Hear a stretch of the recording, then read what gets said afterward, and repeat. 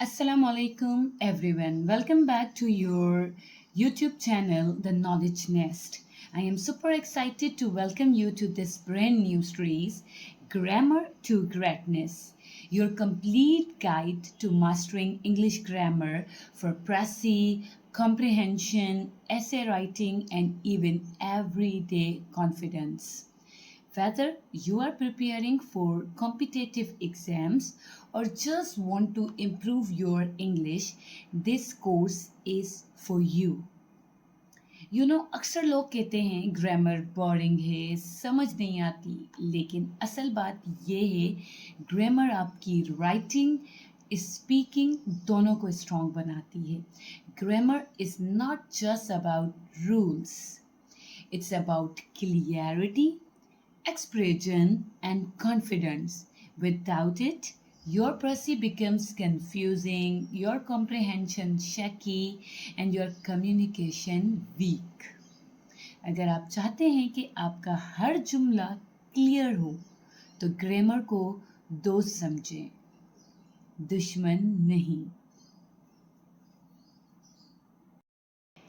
Henceforth, grammar का ठीक तरीके से आना, ग्रामेटिकली करेक्ट सेंटेंस का होना, ठीक है, is mandatory for C S S और even not even for C S S, for all competitive exams and even आपकी डे टू डे लाइफ में कॉन्फिडेंट बिल्ड करने के लिए grammatically correct English, grammatically correct sentence का होना ऐसे ज़रूरी है जैसे जिस्म में जान का होना.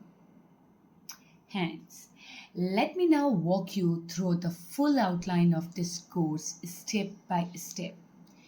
मैंने इस सेशन में ग्रामर टू ग्रेटनेस को इस तरह से तैयार किया है, इस आउटलाइन को इस तरीके से आपके लिए बनाया गया है कि एक स्कूल का बच्चा और एक कॉम्पिटिटिव एग्जाम्स का स्टूडेंट भी उससे जो है वो इंग्लिश सीख सके और उससे फ़ायदा हासिल कर सके. So friends, before going to uncover what I am going to teach you in this new session, Grammar to Greatness, मुझे लगता है कि मुझे कुछ बातें डिस्कस करना बहुत ज़रूरी हैं. देखिए, CSS का सबसे बड़ा फ़िल्टर इंग्लिश होता है. जो इसको पास कर गया वो अगले राउंड जीत सकता है, मतलब कि वो रिटन का क्लियर करके इंटरव्यू के लिए क्वालिफाइड हो सकता है. आपकी नॉलेज तभी काउंट होती है जब आप उसे इंग्लिश में बेहतरीन तरीके से लिख सकें.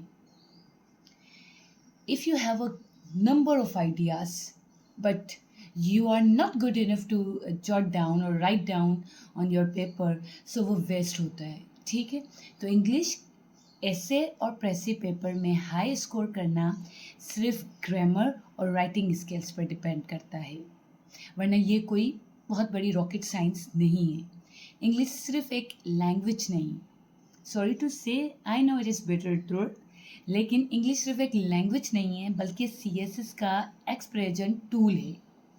अगर आपको इंग्लिश सही तरह लिखनी आती है, आपको ग्रामर के रूल्स आते हैं, आप ग्रामेटिकली करेक्ट सेंटेंस लिखते हैं, तो CSS में टॉप करना कोई मुश्किल बात नहीं. Trust me, believe you me, if you have this tool, it is not difficult to crack CSS.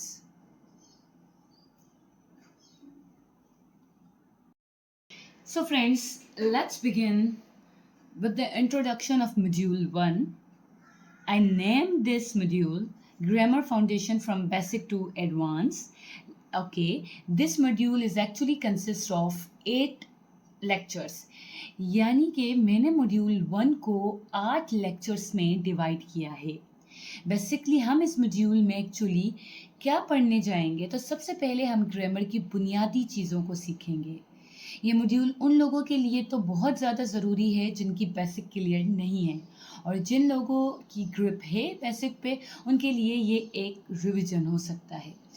देखिए फ्रेंड्स, काफ़ी स्टूडेंट्स हैं, ऐसे भी कैंडिडेट और एस्पेरेंट हैं जिन्होंने CSS की प्रिपरेशन स्टार्ट तो कर ली है, लेकिन वो ख़ुद को बेसिक इंग्लिश ग्रामर पे वीक महसूस करते हैं. और आई थिंक इट्स ये कोई शर्मिंदा होने की बात नहीं है, ठीक है। काफ़ी बच्चे ऐसे हैं जिनकी बुनियादें क्लियर नहीं होती ग्रामर की, ठीक है। तो ये एक इम्पॉसिबल काम भी नहीं है, ठीक है। क्लियर नहीं है तो हम उसे क्लियर कर सकते हैं, ठीक है। क्योंकि देखें, आई वुडंट सजेस्ट एनीवन कि वो बेसिक छोड़ के वो जंप करने लग जाए प्रेसी राइटिंग के ऊपर, कॉम्प्रिहेंशन और ऐसे राइटिंग के ऊपर। This is not the correct techniques. Because जब हम कोई घर कंस्ट्रक्ट करते हैं, हम जब कोई हाउस कंस्ट्रक्ट करते हैं, कोई बिल्डिंग कंस्ट्रक्ट करते हैं, हम विदाउट ब्रिक्स कोई काम नहीं कर सकते। हम विदाउट ब्रिक्स बिल्डिंग ब्लॉक्स हम जो है वो एक बिल्डिंग तैयार करके खड़ी नहीं कर सकते। तो एक बिल्डिंग तैयार करने के लिए हमें ब्लॉक्स की ज़रूरत होती है। हमारे पास ब्लॉक्स होते हैं, हम ब्लॉक्स से ऊपर ब्लॉक्स लगा के एक बिल्डिंग तैयार करते हैं। इसी तरीके से मॉड्यूल 1 में हम वो ब्लॉक्स पढ़ते हैं, वो ब्लॉक्स जो हैं वो समझते हैं, जो कि ग्रामर की एक ग्रामेटिकली करेक्ट सेंटेंस के लिए उन ब्लॉक्स का होना बहुत ज़रूरी है। वो ब्लॉक्स जो है वो एक दूसरे से कनेक्ट होके एक बिल्डिंग तैयार करेंगे। इसी तरीके से इस मॉड्यूल में वो ब्लॉक्स एक दूसरे के साथ अटैच होके एक ग्रामेटिकली करेक्ट सेंटेंस बिल्ड करते हैं।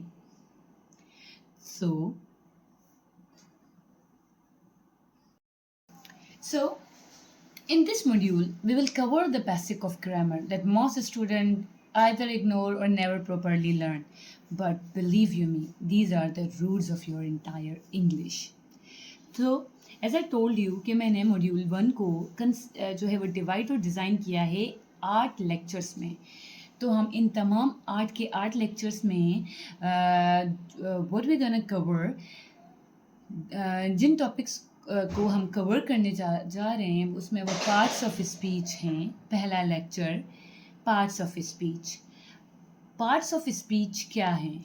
पार्ट्स ऑफ स्पीच वो ब्लॉक्स, वो ब्रिक्स, ठीक है, जो कि एक सेंटेंस में जिनका होना, या मैं उनको अगर साफ लफ्ज़ों में कहूँ कि वो इंग्रेडिएंट्स जो कि सेंटेंस में जाके सेंटेंस को प्रॉपरली क्रिएट करते हैं, एक ग्रामेटिकली करेक्ट सेंटेंस तैयार करके हमें देते हैं। उन ब्लॉक्स को हम लेक्चर 1 ऑफ मॉड्यूल 1 में हम पढ़ने जाएंगे, जिसमें हम noun, pronouns, verbs, adjectives, adverbs, preposition, conjunctions, interjection, उन ब्लॉक्स, ये वो तमाम ब्लॉक्स हैं जो कि एक सेंटेंस में मीनिंगफुल जो है सेंटेंस क्रिएट करने में जिनका होना बहुत ज़रूरी है।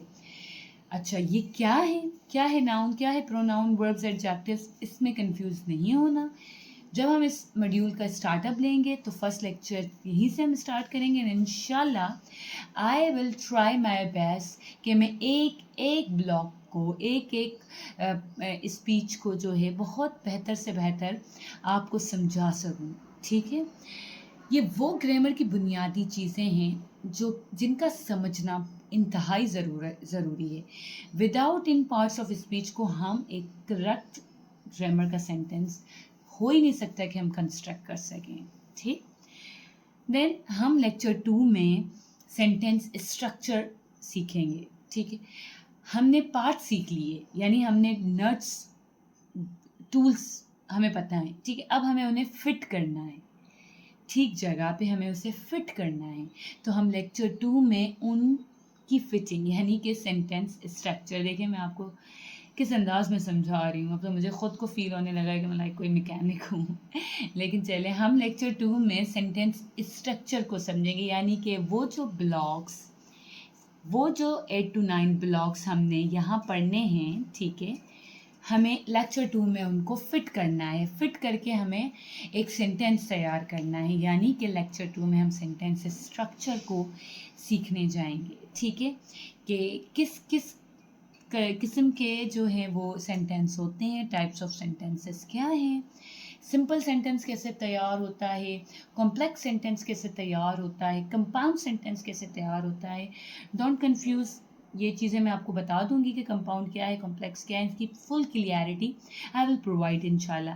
लेकिन अभी मैं आपको बताती हूँ कि मैं लेक्चर 2 में एक्चुअली कवर क्या करने। तो टाइप्स ऑफ सेंटेंस हम लोग इसमें कवर करेंगे।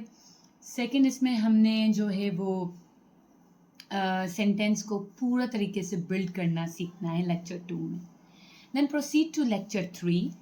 लेक्चर 3 में हम वो टेंसेस, वो स्ट्रक्चर्स, सेंटेंसेस जो कि हम लेक्चर 2 में बना के सीख के आए, हमने बनाना सीखा, उसको हम सिंप्लीफाइड करना सीखेंगे. यानी कि लेक्चर थर्ड में, module of first, lecture third में हम 12 सेंटेंस को पढ़ेंगे, यानी सेंटेंस की टाइप्स को पढ़ेंगे. ठीक है, सेंटेंस बनाना तो हमने सीख लिया, सेंटेंस तरह तरह के होते हैं, तो वो हम लेक्चर थर्ड में वी विल कवर के किस किस्म के, कितने कितने किस्म के सेंटेंसेस हैं. ठीक है, पैसिव वॉइसेस क्या हैं, एक्टिव वॉइसेस क्या हैं. ठीक है, यानी कि टेंसेस एक्चुअली हैं क्या, हम लेक्चर 3 में उसे कवर करेंगे. ठीक है, अच्छा, ना कि हम उन टेंसेस को तैयार करना सीखेंगे इस लेक्चर में, बल्कि हमने साथ में ये भी सीखना है कि कौन से वो एरर होते हैं, टेंसेस एरर होते हैं जो कि हम कमिट करते हैं ड्यूरिंग प्रेसी एंड कंपोजिशन या कॉम्प्रिहेंशन या फिर ऐसे राइटिंग. इन शॉर्ट, हम वो एरर्स भी इस पे करेक्ट करना सीखेंगे, या उन एरर्स को पॉइंट आउट करना हम सीखेंगे, जो कि हम जो है वो रेपिटेडली यूज़ करते हैं अपने डे टू डे राइटिंग में, या हम एब्रप्टली यूज़ कर जाते हैं और हमें पता नहीं होता कि हम क्या मिस्टेक कर रहे हैं या ये एरर है. तो हमें लेक्चर 3 में सेंटेंस की सिंप्लीफाई करने के साथ साथ हम उन एरर्स को भी साथ ही साथ जो है वो सीखेंगे. So, having covered with lecture 3, let's proceed to lecture 4.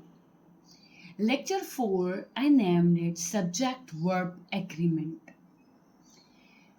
Believe you me, ये वो मिस्टेक है जो आपको तमाम competitive exam, even your day to day life में एक बहुत बड़ा फेलियर दे सकती है. ये बाज़ार देखने में एक छोटी सी मिस्टेक लगती है, लेकिन ये एक बहुत बड़ा ब्लंडर है जो आपके पूरी राइटिंग की मीनिंग को जो है वो बिगाड़ के रख देता है. सो सब्जेक्ट वर्ब एग्रीमेंट का होना आपके सेंटेंस में एक्यूरेटली बहुत ज़रूरी है. अब काफ़ी बच्चे यहाँ पे कंफ्यूज होंगे कि क्या मकसद है सब्जेक्ट वर्ब एग्रीमेंट का. तो subject verb agreement means the subject of the sentence and the verb must agree in number. Number क्या मीन्स सिंगुलर और प्लूरल. अच्छा, अब मैं इस डेफिनेशन को मज़ीद बयान करने से पहले मैं यहाँ पे उन बच्चों के लिए जो कि बिल्कुल बिगनर्स हैं, उनके लिए ये जानना बहुत ज़रूरी है कि सब्जेक्ट क्या है और वर्ब क्या होता है एक सेंटेंस के अंदर. अच्छा देखें, मैंने यहाँ पे एक सेंटेंस लिखा है.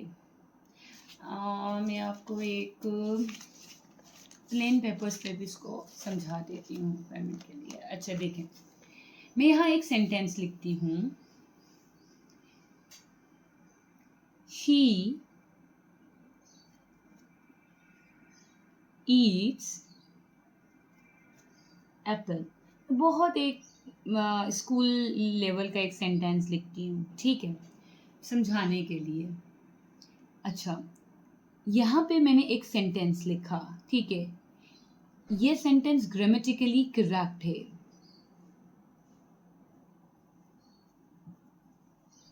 अच्छा, क्यों?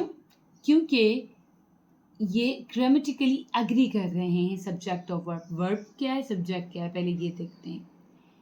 यहाँ पे जो सेंटेंस में शी है, ये डूअर है, ठीक है,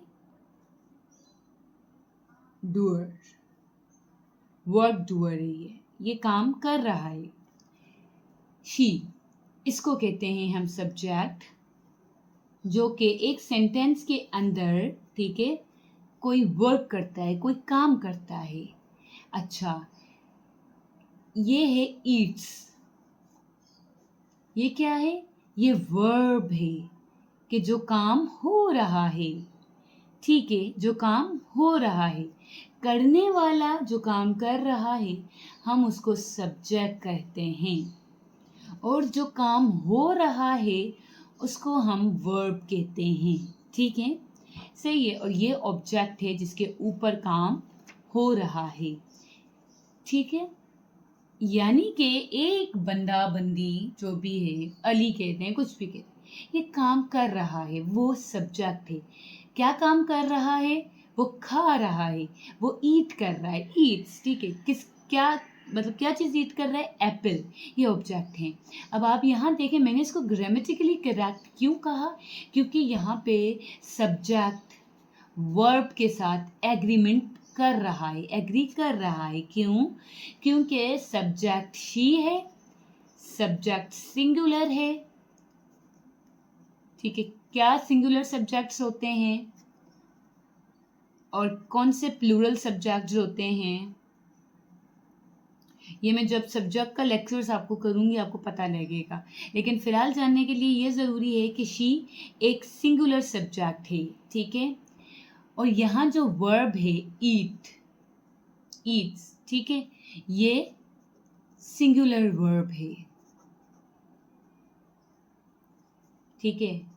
वर्ब सिंगुलर भी होते हैं और वर्ब प्लूरल भी होते हैं। लाइकवाइज जैसे मैं सब्जेक्ट डिसाइड करूंगी बाद में, सॉरी डिस्क्राइब करूंगी, सर मैं आपको वर्ब भी करूंगी। लेकिन अभी के लिए जानना ये ज़रूरी है कि ईट्स जो है वो एक सिंगुलर वर्ब है।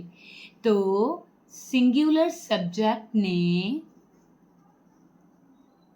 अग्री किया सिंगुलर वर्ब के साथ, ठीक है। अगर यहाँ पे शी की जगह पे दे होता, ठीक है, और दे क्या है? ये एक प्लूरल वर्ब है, सॉरी सब्जेक्ट है, ठीक है।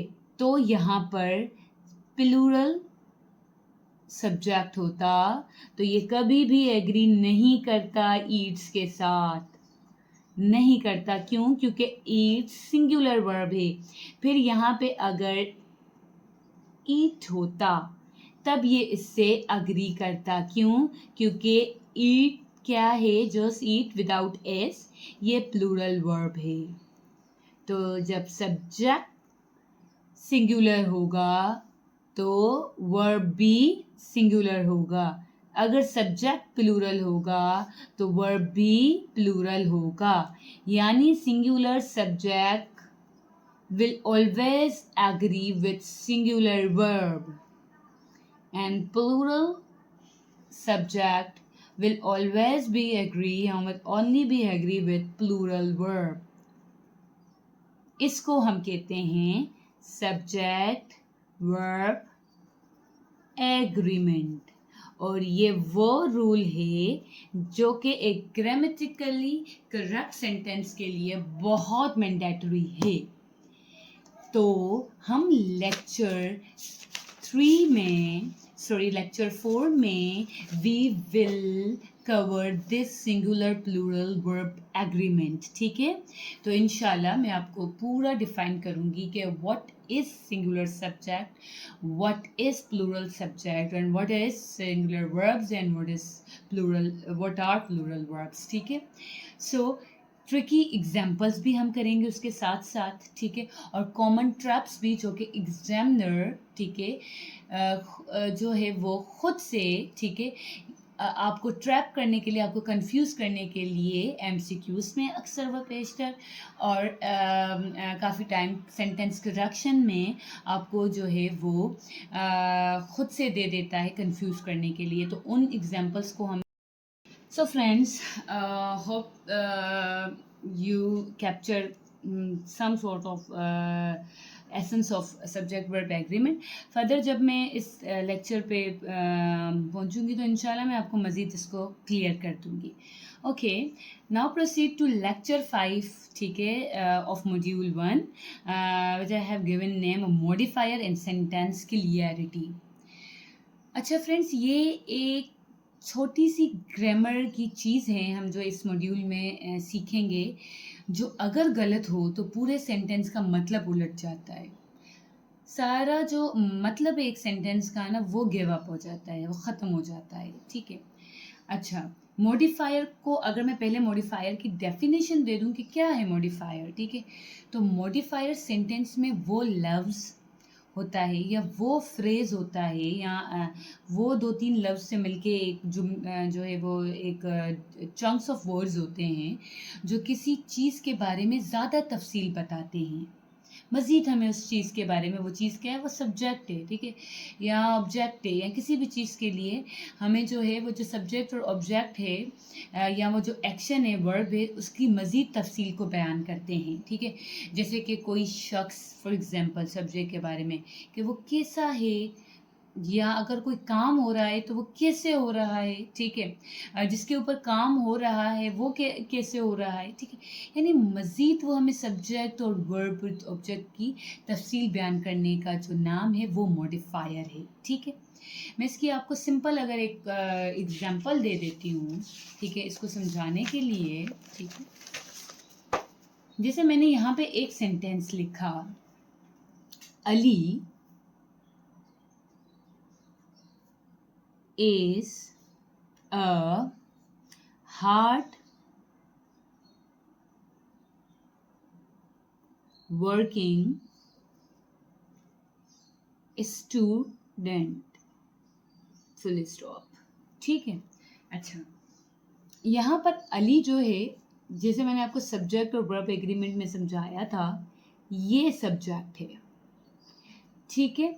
ओके, अब यहाँ पे स्टूडेंट जो है वो ऑब्जेक्ट है, ठीक है? यहाँ पे जो हार्ड वर्किंग है, ठीक है, यानी कि अली एक मेहनती जो है वो स्टूडेंट है। तो जो हार्ड वर्किंग है ना, ये हमें बताता है कि अली कैसा स्टूडेंट है, यानी अली कैसा स्टूडेंट है। तो इसमें जो हार्ड वर्किंग है, हार्ड वर्किंग जो है वो एक मॉडिफायर है, यानी वो हमें अली की सब्जेक्ट की मज़ीद जो है वो तफसील बयान करता है, ठीक है? उसको मॉडिफाई कर रहा है। हार्ड वर्किंग अली को मॉडिफाई कर रहा है कि अली किस किस्म का स्टूडेंट है, तो इसको हम मॉडिफायर कहते हैं, ठीक है? या हम कहते हैं शी सिंग्स ब्यूटिफुली, ठीक है? तो ये जो ब्यूटिफुली है ये बता रहा है कि वो गाना कैसे गाता है, तो मैंने कहा कि ब्यूटिफुली, ठीक है? तो इसको हम मॉडिफायर कहते हैं, ठीक है? अच्छा जी, इसका एक बहुत बड़ा रूल, एक बहुत बड़ी प्लेस है एक सेंटेंस में, ठीक है? अगर मैं जो है इसको मिसप्लेस कर दूँ तो ये मेरे पूरे सेंटेंस की जो जान है या जो मतलब है, मीनिंग है, उसको ख़त्म कर देता है, ठीक है? अच्छा, फिर मॉडिफायर की कुछ टाइप्स होती हैं जो हम पढ़ेंगे, ठीक है? अभी मैं आपको क्विकली बता देती हूँ, यानी इसकी कुछ टाइप्स हैं, ठीक है? एडजेक्टिव मॉडिफायर, ठीक है? और जो है एडवर्बल मॉडिफायर,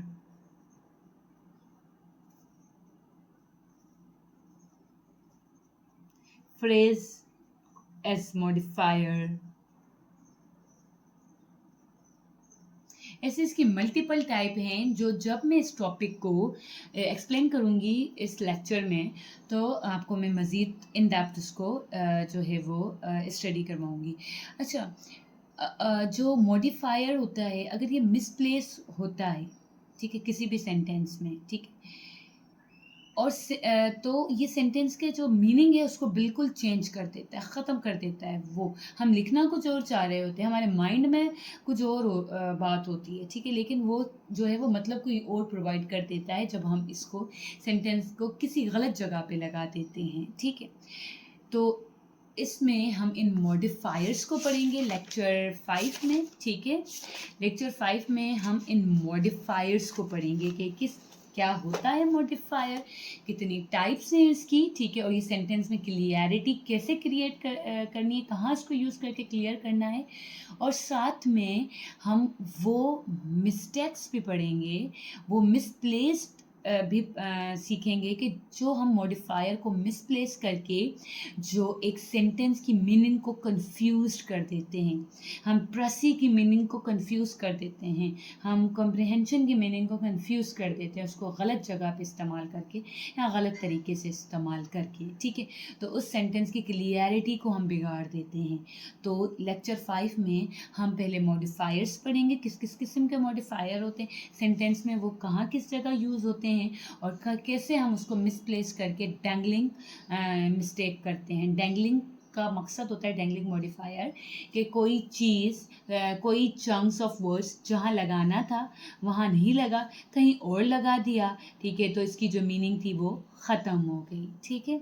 तो हम लेक्चर 5 में उन मॉडिफायर्स को जो कि सब्जेक्ट वर्ब की मज़ीद मालूमात देते हैं कि कोई चीज़ क्यों है, कैसे है, ठीक है, तो उन मॉडिफायर को हम कैसे इस्तेमाल करें सेंटेंस में और कैसे नहीं करना चाहिए, हम लेक्चर 5 में इन मॉडिफायर्स को पढ़ते हैं। ओके, लेक्चर 6 में अगर हम प्रोसीड करते हैं तो लेक्चर 6 में हम आर्टिकल्स और जो है डिटरमाइनर्स पढ़ते हैं। ये आप सबको पता है, बचपन से पढ़ते आ रहे हैं, एन और द। अब तो खैर ये एडजेक्टिव के अंदर इंक्लूड हो चुका है, लेकिन एन द जो है वो कब यूज़ करना चाहिए, कब यूज़ नहीं करना चाहिए, किसके साथ लगेगा, कहाँ एन लगना चाहिए, कहाँ द लगना चाहिए, कहाँ नहीं लगना चाहिए, हम इंशाल्लाह लेक्चर 6 ऑफ मॉड्यूल 1 में इसको डिफाइन करेंगे, ठीक है। लेक्चर 7 में अगर हम प्रोसीड करते हैं तो I name this this lecture preposition and phrasal verb. हम पहले यानी अगर हम स्टार्ट करेंगे इस लेक्चर में तो हम डेफिनेटली पहले प्रीपोजिशंस पढ़ेंगे, फिर हम पढ़ेंगे कि भाई फ्रेजल वर्ब्स क्या होते हैं, ठीक है। अच्छा, believe you me, these are small words. Prepositions and phrasal verbs, these are small words, but they create big confusion. Misuse of preposition or misunderstanding of phrasal verb can cost your mark in CSS, PMS or other competitive exams. अच्छा, अब ये preposition और phrasal verb को अगर मैं quickly जल्दी से इस चीज़ को समझाती हूँ तो prepositions, as you all know that since we have been learning this preposition since our childhood, ये इन ऑन ये होते क्या हैं, इन ऑन टू वगैरह प्रीपोजिशन। प्रीपोजिशन ना एक ऐसा लफ्ज़ होता है जो बताता है कि किस चीज़ का दूसरी चीज़ से क्या ताल्लुक़ है, यानी एक चीज़ का दूसरी चीज़ के साथ जगह, वक्त, डायरेक्शन क्या है, क्या ताल्लुक़ है, ठीक है। जैसे मैं अक्सर सिंपल में कोई सेंटेंस लिखती हूँ फॉर एग्जांपल, ठीक है, क्योंकि ये एक इंट्रो है तो मैं इतना ज़्यादा इस लेक्चर में डीप में नहीं जा सकती शॉर्टेज ऑफ टाइम की वजह से, तो मैं अब आपको सिर्फ प्रीपोजिशन का एक ग्लंस दिखा देती हूँ। जैसे है कि द बुक, मैं एक सेंटेंस बनाती हूँ, the book is on the table, ये सेंटेंस है, ठीक है। सो यहाँ पे जो बुक है वो नाउन है, ठीक, कहाँ है वो, टेबल, ठीक है, टेबल पे है। तो ये जो ऑन है, ठीक है, ये जो ऑन है ये क्या है, ये प्लेस बता रही है कि बुक टेबल के ऊपर रखी हुई, ये ऑन हम इसको कहते हैं प्रीपोजिशन। और बहुत सारे प्रीपोजिशन है, 30 to 35 ये वर्ड्स होते हैं जो कि किसी भी चीज़ की, किसी नाउन की पोजीशन को, प्लेस को, उसकी डायरेक्शन को बयान करते हैं, इनको हम प्रीपोजिशन कहते हैं, ठीक है। अच्छा, तो ये तो प्रीपोजिशन हो गया, ठीक है। अच्छा, अगर हम बात करते हैं, ऐसे मल्टीपल हैं प्रीपोजिशंस, मैं आपको one by one her preposition को पढ़ाऊंगी। मैं 30 to 35 है, उसकी मीनिंग और कहाँ ये यूज़ होते हैं और क्या डिफरेंस है एक प्रीपोजिशन का दूसरे प्रीपोजिशन से, तो मैं वो भी आपको समझाऊंगी, ठीक है। तो ये वो प्रीपोजिशंस हैं जिनमें स्टूडेंट्स एग्जाम्स में गलती कर जाते हैं और वो फिर अल्टीमेटली उसकी कॉस्ट उठाते हैं, ठीक है। अच्छा, अब अगर मैं बात, ये तो प्रीपोजिशन की बात होती है, ठीक है। फ्रेजल वर्ब जो मैंने अभी आपसे कहा कि भाई फ्रेजल वर्ब की मिसप्लेसमेंट भी जो है इसको बिगाड़ती है सेंटेंस को। तो फ्रेजल वर्ब वो होते हैं कि जिसमें वर्ब के साथ प्रीपोजिशन लग जाता है। जो वर्ब होता है ना, जैसे कि ईट, ठीक है, या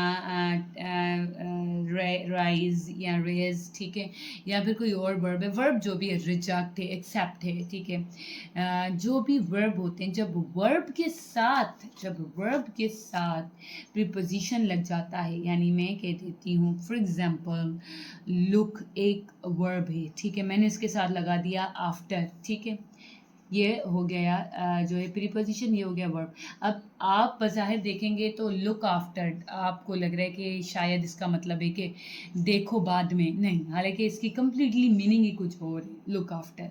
तो यानी ऐसा जो है प्रीपोजिशन जो वर्ब के साथ जब लगता है तो वो वर्ब की कंप्लीट मीनिंग को ही चेंज कर देता है, उनको हम फ्रेजल वर्ब कहते हैं, ठीक है।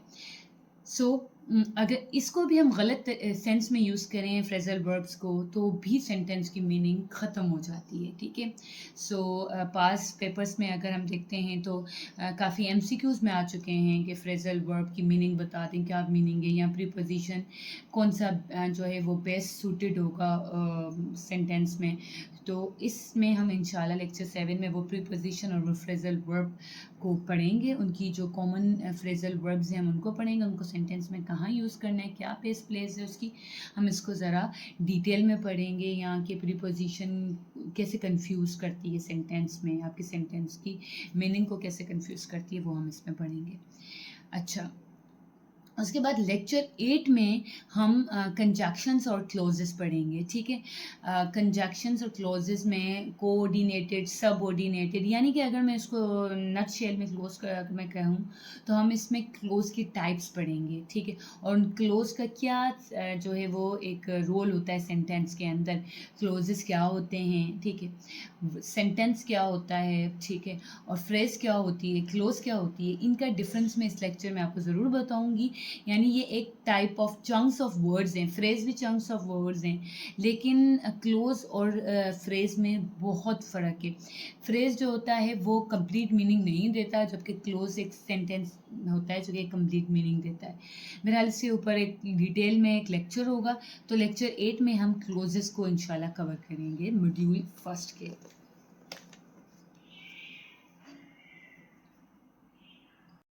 ओके, यहाँ हमारे लेक्चर जो है वो 8 पर हमारा मॉड्यूल 1, यानी जिसको मैंने नाम दिया था फ्रॉम बेसिक टू एडवांस की ग्रामर फाउंडेशन, यहाँ ये एंड होता है, जिसमें हम पार्ट्स ऑफ स्पीच यानी वो ब्लॉक्स पहले सीखेंगे कि जिससे सेंटेंस बनता है। लेक्चर 2 में हम उन ब्लॉक्स को अरेंज करके एक सेंटेंस तैयार करेंगे। लेक्चर 3 में हम पढ़ेंगे कि सेंटेंस की टाइप्स कितनी हैं और क्या कॉमन एरर्स होते हैं जो अमूमन कर जाते हैं सेंटेंस लिखते हुए। लेक्चर 4 में हम सब्जेक्ट को वर्ब के साथ अग्री करना सीखेंगे। लेक्चर 5 में हम मॉडिफायर्स सीखेंगे, जो कि एक सब्जेक्ट या वर्ब को मज़ीद तफसील बयान करते हैं, मज़ीद उनको मॉडिफाई करते हैं। वो मॉडिफायर्स कौन कौन से हैं और वो हम किस तरह से यूज़ करके गलती कर लेते हैं, गलत तरीके से, हम उनको सीखेंगे। अच्छा, फिर हम उसमें लेक्चर 6 में हमने वो आर्टिकल्स, डिटर्मिनर्स हमने पढ़ने हैं। लेक्चर 7 में हम देखेंगे भाई प्रीपोजिशंस क्या हैं और फ्रेजल वर्ब क्या हैं और किस तरह से हमने ये यूज़ करना है, कैसे इनको गलत यूज़ करने से एक सेंटेंस की मीनिंग जो है वो कंफ्यूज हो जाती है। फिर इसके मॉड्यूल के लास्ट लेक्चर में हमने क्लोजेस सीखने हैं। यहाँ हम लोगों का मॉड्यूल 1 एंड 0, ठीक है। फिर हम मॉड्यूल 2 में जंप करेंगे। जब हम मॉड्यूल 1 को अच्छे से कवर करेंगे और आप मेरे साथ साथ एक्सरसाइज करेंगे, बिलीव यू मी, ग्रामर आपको इंशाल्लाह आ जानी है और आपने ग्रामेटिकली करेक्ट सेंटेंस लिखना स्टार्ट कर देना है। बट शर्त ये है कि आपने मेरे साथ साथ सीखना है, मुझसे कमेंट्स पे पूछते जाना है। ओके, फिर हम मॉड्यूल 2 में जंप करेंगे जब हमने मॉड्यूल 1 को अच्छे से तैयार कर लिया। मॉड्यूल 2 क्या है?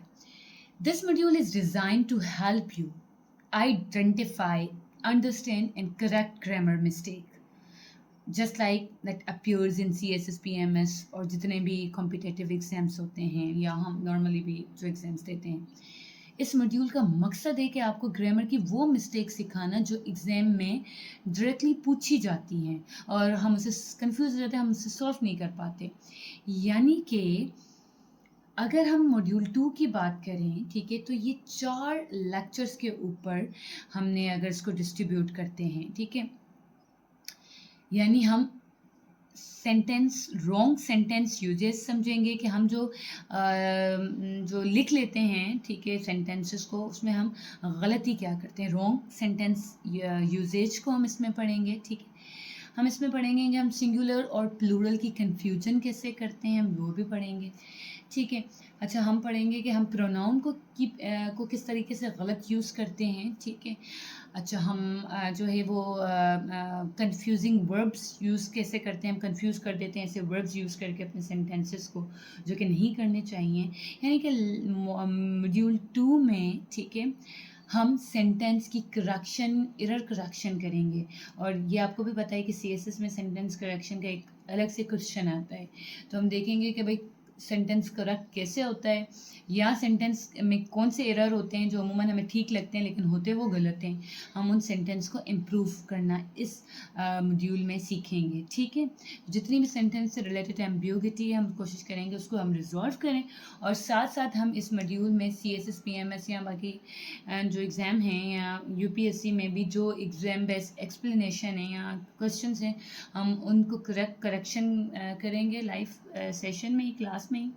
और मैं आपको भी कुछ होमवर्क दूंगी, आप इसे करेक्ट करके दीजिएगा, तो इससे आपका सेंटेंस बिल्डिंग स्ट्रांग होगी। जब आप गलती सीखेंगे कि भाई ये गलती है, डेफिनेटली आप वो गलती को रिपीट नहीं करेंगे और अल्टीमेटली आप एक करेक्ट सेंटेंस बनाने के काबिल हो जाते हैं।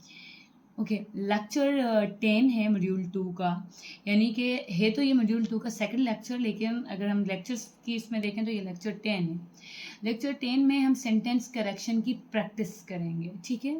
हम जितने भी हैं वो उन एक्सरसाइज को तैयार करेंगे और प्रैक्टिस करेंगे हम लेक्चर 10 में, ठीक है। उसके बाद हम प्रोसीड करते हैं मॉड्यूल 3 की तरफ। ओके, इन मॉड्यूल 3, जिसको मैंने नाम transition to precis and comprehension, grammar in precis writing, ये समझ लें कि ये वो टारगेट है जिसके लिए हम मॉड्यूल 1 और मॉड्यूल 2 पढ़ के आए हैं, ठीक है। ये इसका एक्चुअली टारगेट था, मकसद ये था हमारा, ठीक है। So, this module focus on how grammar helps you write accurate, concise and powerful presi. It's bridge grammar rules with real writing. अब हमने वो जो रूल्स लिखे थे वो इधर इम्प्लीमेंट होंगे। यहाँ से पता लगेगा कि आपने ग्रामर किस हद तक सीखी इन मॉड्यूल से, ठीक है। सो इस मॉड्यूल का मकसद ये समझाना है कि प्रेसी लिखने के लिए ग्रामर का सही इस्तेमाल कितना ज़रूरी है, गलत ग्रामर किस तरीके से आपको प्रेसी में फेल करती है। अगर मैं इस जो है वो मॉड्यूल को ब्रेक डाउन करती हूँ, ठीक है, तो इस लेक्चर में मैं सबसे पहले आपको सिखाऊंगी कि प्रेसी में कौन सा टेंस यूज़ होता है और कैसे हम एक्टिव या पैसिव सेंटेंसेस को सही ग्रामर के साथ शॉर्ट बनाते हैं, ठीक है। मैं आपको इसमें ये बताऊंगी कि हमें कौन सा टेंस का जो टाइप है या सेंटेंसेस की जो टाइप्स है वो प्रेसी में यूज़ करनी चाहिए, हमें कौन से वर्ब्स को कहाँ यूज़ करना चाहिए प्रेसी में, कैसे वर्ब्स शिफ्ट होंगे, ठीक है, किस तरीके से हम जो है वो सेंटेंस की वॉइस को चेंज करेंगे, कहाँ चेंज करनी चाहिए कहाँ नहीं, कहाँ सेंटेंस एक्टिव होगा, कहाँ पे सेंटेंस पैसिव होगा, ठीक है। तो हम ये पहले तो मैं आपको ये सिखाऊंगी, ठीक है। उसके बाद जो है हम जो सीखेंगे इसमें, ठीक है, हमें एक आर्ट सीखना है इस मॉड्यूल में कि जिससे हम प्रेसी को तैयार करें, ठीक, बग़ैर प्रेसी की एसेंस को ख़राब किए हुए। देखिए, प्रेसी का मतलब होता है मुख्तसर लिखना, लेकिन हर किस इसका ये मतलब नहीं होता कि आप मुख्तसर जब लिखने लगें तो आप उसके मतलब को ही ख़त्म कर दें। सो ये लेक्चर आपको सेंटेंस को स्मार्टली रिड्यूस करना सिखाएगा कि आपने प्रेसी के एसेंस को, उसके जो उसका क्रक्स है उसको मेंटेन करते हुए आपको प्रेसी के पैसेज को शॉर्ट करना है, कंसाइज करना है, ये नहीं करना कि आपने प्रेसी को भी कंसाइज कर दिया और उसके आइडिया को भी शॉर्टन कर दिया, आपने उसको भी जो है कॉम्प्रोमाइज़ कर दिया। नो, हमने इसमें ये भी सीखना है कि किस तरीके से हम सेंटेंस को स्मार्टली रिड्यूस करके सेंटेंस प्रेसी की एसेंस को बरकरार रख के उसमें से जो अननेसेसरी जो डिटेल्स हैं, अननेसेसरी जो वर्ड्स हैं, एडवर्ब्स हैं, या फिर कोई सेंटेंस है, उसको रिमूव करना है। कैसे हमें सिंपल लैंग्वेज को यूज़ करना है, फ्रेजेस को यूज़ करना है, कैसे अननेसेसरी डिटेल्स को कट करके उसकी मीनिंग को जो है वो महफूज करके अपना जो है वो प्रेसी को कंप्लीट करना है। ठीक है, तो इसमें हम ये सीखते हैं। देखें, एक कोमा या जो फुल स्टॉप की गलती से ना सेंटेंस का मतलब बदल जाता है, और प्रेसी में तो हम ये अफोर्ड नहीं कर सकते हैं, क्योंकि प्रेसी हमारा टेस्ट ही ग्रामर का होता है। ठीक है, तो हमें जो है एक पैसेज दिया जाता है, उसको हमें 1/3 करके छोटा करके लिखना होता है, और अगर उस 1/3 पैसेज में भी हम मल्टीपल ग्रामेटिकल मिस्टेक कर दें तो हमारे प्रेसी लिखने का कोई फ़ायदा नहीं है। ठीक, तो हम इसमें इंशाल्लाह कोशिश करेंगे, ठीक है, कि हम प्रेसी को बहुत बेहतर तरीके से और जो डिमांड है एग्ज़ामिनर की, उस तरीके से उस प्रेसी को तैयार करने की कोशिश करें। ठीक है, तो हम मॉड्यूल 3 में, ठीक है, यही कुछ सीखेंगे। ठीक है, साथ में मैं जो है आपको फिर practice hands on practice lectures भी आपके साथ साथ में लूँगी, जहाँ में मैं आपको लाइव मतलब ऑन वीडियो प्रेसी में आपके सामने आपको सॉल्व करके दिखाऊंगी। ठीक है, छोटे छोटे से प्रेसी के पैसेजेस भी मैं आपको सिखाऊंगी, और इससे बड़े पैसेजेस पे भी मैं आपको इंशाल्लाह साथ में प्रैक्टिस करवाऊंगी, और मैं आपको कुछ जो है वो एक्सरसाइज वगैरह भी दूंगी कि जिसमें आप जो है उससे सीख सकें। ठीक है, मतलब आप मास्टर्स कर सकें प्रेसी में। ठीक है, मेरी पूरी कोशिश होगी, बाकी आपकी जो है वो हार्ड वर्क है। ठीक है, जो कि मिल के हम जो है इस पर काम करेंगे। अच्छा, देखिए, ये सारी थी कि हम इस तरह से इस आउटलाइन को, इस सब ग्रामर की इस सीरीज़ को जो है इस डिज़ाइन में इंशाल्लाह लेके चलेंगे। और हाँ, लास्टली ये पूरा कोर्स कुछ रिलायबल इंग्लिश ग्रामर और राइटिंग बुक्स की बेस पे बनाया गया है। ये बुक्स मेरे पास भी मौजूद हैं, और आप भी आपको रेफ़र करूँगी, आप भी इनका रेफरेंस ज़रूर लें। जैसे कि अभी मेरे पास कुछ बुक्स मौजूद हैं, और कुछ मेरी लाइब्रेरी में है, तो आने का मैं आपको शो करवा दूँ जो भी बुक्स मेरे पास हैं मौजूद। अच्छा, ये पहली बुक है, मैं इसको ज़रूर आपको रिकमेंड करूँगी, discovering the world of English grammar and composition by M Yusuf. ठीक है, ये एक्सीलेंट है for CSS grammar and writing जो है वो बेस के लिए, तो मैं आपको इसको ज़रूर रेफ़र करूँगी। ठीक है, हम कुछ एक्सरसाइज यहाँ से भी इंशाल्लाह करेंगे, और मेरे ख्याल से काफ़ी प्रैक्टिस वगैरह हम लोग यहाँ से लेते हैं। ठीक है, अच्छा, एक ये बुक है, ये अगर आपके पास हार्ड फॉर्म में नहीं है तो आप सॉफ्ट फॉर्म में भी इसको यूज़ कर सकते हैं। अच्छा, दूसरी बुक है रैनन एंड मार्टिन की जो है, ठीक है, classic grammar explanation with exercise. ये अच्छा, देखें, पर्सनली ना काफ़ी बच्चे जो है ना, CSS के बच्चे को मैंने देखा है, इनके पास ना हमेशा बस यही बुक होती है हाथ में ना हर वक्त। ठीक है, तो मैं इस बुक के ऊपर नहीं पूरा रिलाई करती। फ्रेंकली स्पीकिंग, ये बहुत ज़्यादा कॉम्प्लेक्स बुक है, और बिल्कुल नए सीखने वालों के लिए, जो बच्चे हैं, जो जिनकी बेसिक है, उनके लिए बड़ी कॉम्प्लिकेटेड होती है। तो इसमें से मैं बस सिर्फ एक्सरसाइज लेती हूँ, मैंने ख़ुद भी इसमें से ज़्यादातर एक्सरसाइज ही सॉल्व की थी। मैं आपको इनमें से एक्सरसाइज प्रेसिस के जो है वो पैराग्राफ्स वगैरह और रूल्स वगैरह ग्रामर के मैं कुछ यहाँ से मैंने पढ़े थे, मैं भी आपको यहीं से इंशाल्लाह करवाऊँगी। ठीक है, अच्छा, ये मेरी जो है वो ग्रेजुएशन लेवल की बुक थी। ठीक है, जो कि अभी भी मेरे पास मौजूद है। ये इंग्लिश ग्रामर है डॉगर्स की, अप टू डेट। ठीक है, ये भी एक बहुत अच्छी बुक है, बिगनर्स के लिए मेरे ख्याल से ये बहुत बेस्ट रहेगी। अच्छा, इसमें कुछ इडियम्स वगैरह हैं, उसको इग्नोर करें। ठीक है, लेकिन इसमें जो ग्रामेटिकली रूल्स हैं वो बहुत अच्छे हैं सीखने के लिए। इसमें प्रेसिस के पैसेजेस हैं, आप ये देखें, छोटे छोटे से, क्योंकि आप छोटे छोटे प्रेसिस से ही आप जो है वो मास्टर्स करेंगे, ताकि आप बड़ी कॉम्प्लेक्स प्रेसिस को सॉल्व कर सकें। तो इसमें प्रेसिस के लिए हैं, वो बहुत ज़्यादा अच्छे हैं सॉल्व के लिए। अच्छा, दूसरी इनकी अच्छी बात ये है कि इन्होंने सेंटेंसेस को उर्दू इंग्लिश दोनों में लिखा है। जिनको लैंग्वेज बैरियर है उनके लिए ये बहुत अच्छा है।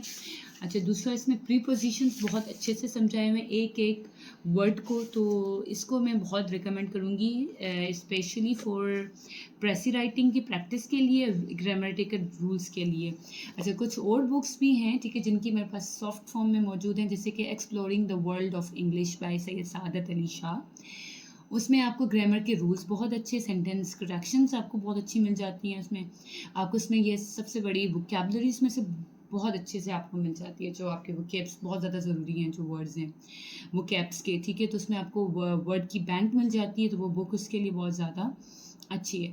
अच्छा, इस तरह से दूसरी बुक्स भी हैं, लेकिन मैं आपको अभी फ़िलहाल यही करूँगी। हाँ, करीम दाद चुगताई की भी बहुत अच्छी है, नो डाउट, करेक्शन के लिए, सेंटेंस करेक्शन के लिए, ठीक है। ये स्पेशली फिर करीम दाद चुगताई के प्रेसी और ग्रामर एमसीक्यूज़ के लिए बनाई गई है, तो एमसीक्यूज़ के लिहाज से हफ़ीज़ करीम दाद चुगताई की जो इंग्लिश प्रेसी एंड कंपोजिशन की है, ये बहुत ज़्यादा रिकमेंड की जाती है, ये भी आप ले सकते हैं, ठीक है। तो ये कुछ बुक्स के रेफरेंसेस हैं, तो आप उनको सॉफ्ट फॉर्म में ले लें, या फिर आपके पास मौजूद हैं तो इसको यूज़ करें। मैं भी आपको कोशिश करूँगी कि मतलब कोशिश क्या, मैंने लेने ही इसी बुक के रेफरेंसेस हैं, ठीक। So this is all about, आज हमने आउटलाइन जो है वो डिस्कस की, मॉड्यूल 1, 2 और 3, और जिस तरीके से हमने सॉफ्टली पहले ग्रामर से लेके फिर आपको इम्प्लीमेंट इवेंचुअली प्रेसी और कंप्रीहेंशन में मुझे लेके आना है। सो अगर वीडियो पसंद आई हो तो काइंडली इसको लाइक, शेयर और सब्सक्राइब करना ना भूलें। अगर लेक्चर आप चाहते हैं कि आपको टाइम टू टाइम जो है वो रिसीव होते रहें नोटिफिकेशन, तो आप बेल आइकॉन को भी प्रेस करें, और ग्रामर टू ग्रेटनेस का सफ़र कंटिन्यू रहेगा इंशाल्लाह। और मुझे सपोर्ट करें और अपनी राय से भी मुझे आगाह करें।